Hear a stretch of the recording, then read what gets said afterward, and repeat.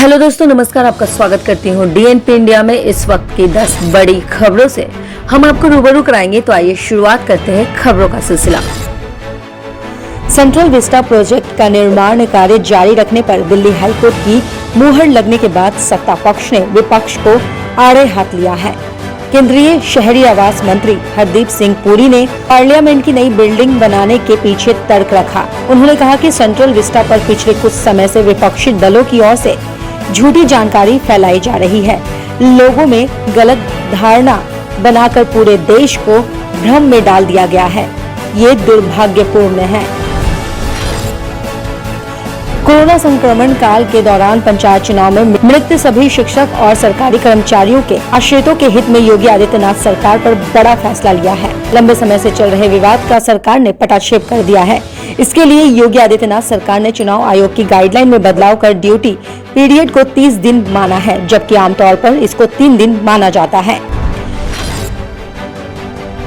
बंगाल की मुख्यमंत्री ममता बनर्जी ने राज्य के मुख्य सचिव अलापन बंदोपाध्याय को कार्य मुक्त करने और दिल्ली भेजने से इनकार कर दिया है। ममता ने प्रधानमंत्री नरेंद्र मोदी को इस बाबत पत्र लिखकर साफ कहा है कि बंगाल सरकार ऐसे मुश्किल दौर में अपने मुख्य सचिव को कार्य मुक्त नहीं कर सकती है। बता दें कि केंद्र ने 28 मई को राज्य सरकार को पत्र लिखकर मुख्य सचिव अलापन बंदोपाध्याय को कार्य मुक्त करने का अनुरोध किया था।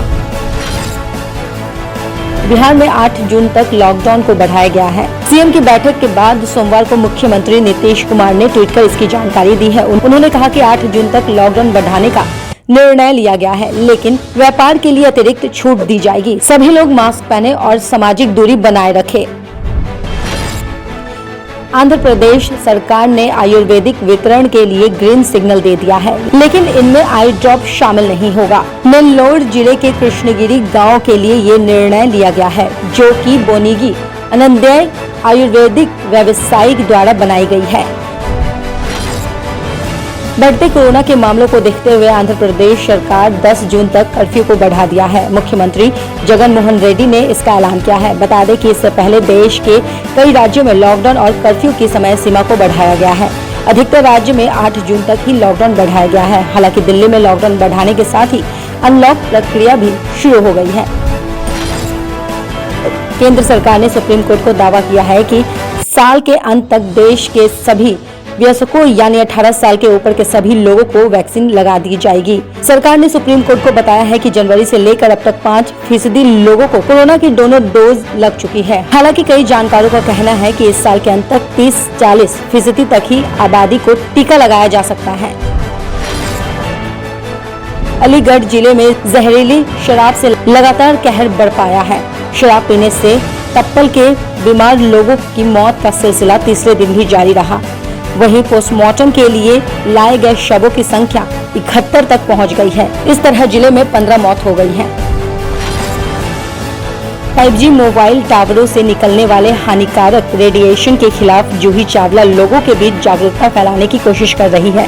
इसके खिलाफ उन्होंने केस भी दर्ज किया है, जिसको लेकर पहली सुनवाई आज होने वाली थी। लेकिन अब खबर आ रही है कि अभिनेत्री की याचिका को दूसरी पीठ के पास स्थानांतरित किया गया है और अब इसकी सुनवाई जून को होगी। भारतीय दंड विधान में शामिल देशद्रोह की धारा के तहत केस दर्ज करने के बढ़ते मामलों के बीच सुप्रीम कोर्ट ने सोमवार को बड़ी राहत दी है। शीर्ष कोर्ट ने कहा है कि समय आ गया है कि जब हम देशद्रोह की सीमा को परिभाषित करें। कोर्ट ने ये टिप्पणी आंध्र प्रदेश के 2 तेलुगु चैनलों के खिलाफ कार्रवाई पर रोक लगाते हुए की। खबरों की और जानकारी के लिए देखते रहिए डीएनपी इंडिया। तब तक के लिए नमस्कार।